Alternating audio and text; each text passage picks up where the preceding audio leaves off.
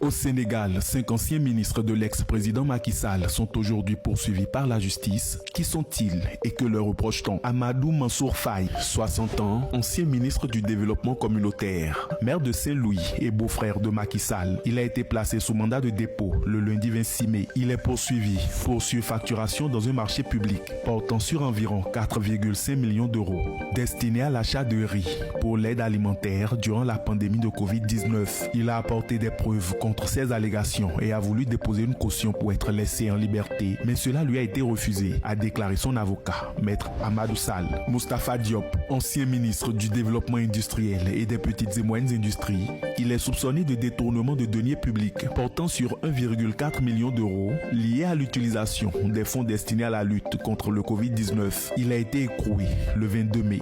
Aïssatou Sophie Gladima, ancienne ministre du pétrole et des énergies, amie et camarade de promotion de Macky Sall. Elle est poursuivie pour détournement présumé de 294 000 euros dans le cadre d'un projet de centre gravimétrique à Kédougou financé par les fonds Force Covid destinés aux orpailleurs affectés par la crise. Elle a été placée sous mandat de dépôt le 22 mai. Salimata Diop Dieng, ancienne ministre de la Femme, de la Famille, du Genre et de la Protection des enfants, inculpée le 19 mai pour complicité de détournement d'un fonds dédié à la lutte contre le Covid-19 entre 2020 et 2021. Elle a été libérée sous contrôle judiciaire après s'être acquittée d'une caution de 57 millions de francs CFA. Ismaïla Madior Fall, ancien ministre de la Justice, il est poursuivi pour tentative de corruption. Selon Jeune Afrique, un promoteur immobilier et un ancien responsable du ministère de la Justice affirment lui avoir versé une avance de 50 millions de francs CFA en contrepartie d'un marché public pour la construction d'un centre de surveillance électronique. Il a été assigné à résidence sous bracelet électronique.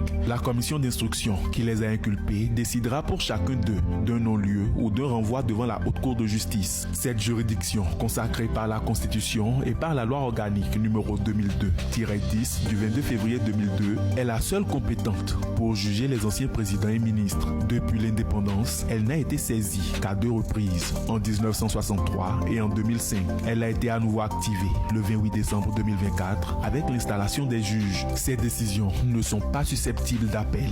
L'APR, le parti de l'ancien président, a dénoncé dans un communiqué une justice scélérate et aux ordres qui exécute froidement une commande politique de l'exécutif. Lors de son élection en mars 2024, le président Bassirou Diomaye Faye avait promis de faire rendre des comptes aux anciens dirigeants, à commencer par l'ex-président Macky Sall.